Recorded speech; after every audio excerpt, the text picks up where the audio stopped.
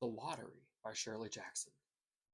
The morning of June 27th was clear and sunny with the fresh warmth of a full summer day.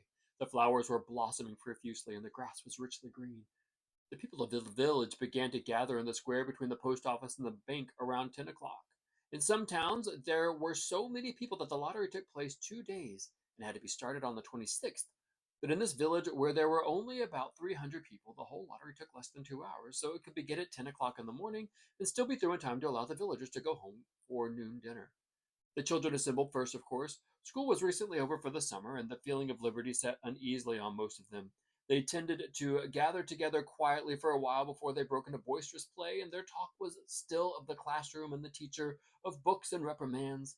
Bobby Martin had already stuffed his pockets full of stones, and the other boys soon followed his example, selecting the smoothest and roundest stones. Bobby and Harry Jones and Dickie Delacroix, the villagers pronounced his name Delacroix, eventually made a great pile of stones in one corner of the square and guarded against the raids of the other boys. The girls stood aside, talking among themselves, looking over their shoulders at the boys, and the very small children rolled in the dust or clung to their hands of their older brothers or sisters. Soon the men began to gather, surveying their own children, speaking of planting and rain, tractors and taxes. They stood together away from the pile of stones in the corner, and their jokes were quiet, and they smiled rather than laughed. The women, wearing faded house dresses and sweaters, came shortly after their menfolk. They greeted one another and exchanged bits of gossip as they went to join their husbands. Soon the women standing by their husbands began to call to their children, and the children came reluctantly, having to be called 4 or 5 times. Bobby Martin ducked under his mother's grasping heart. Excuse me. Bobby Martin ducked under his mother's grasping hand and ran, laughing back to the pile of stones. His father spoke up sharply, and Bobby came quickly and took his place between his father and his oldest brother. The lottery was conducted, as were the square dances and the teenage club, the Halloween program, by Mr. Summers, who had time and energy to devote to civic activities. He was a round faced, jovial man, and he ran the coal business, and people were sorry for him because he had no children and his wife was a scold.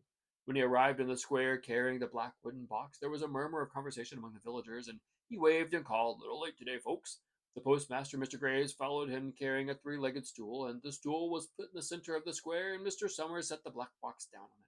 The villagers kept their distance, leaving a space between themselves and the stool, and when Mr. Summers said, "Some of you fellows want to give me a hand?" there was a hesitation before two men, Mr. Martin and his oldest son Baxter, came forward to hold the box steady on the stool while Mr. Summers stirred up the papers inside.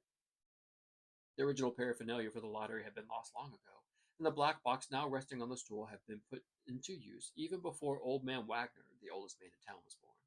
Mr. Summers spoke frequently to the villagers about making a new box, but no one likes to upset even as much tradition as was represented by the black box. There was a story that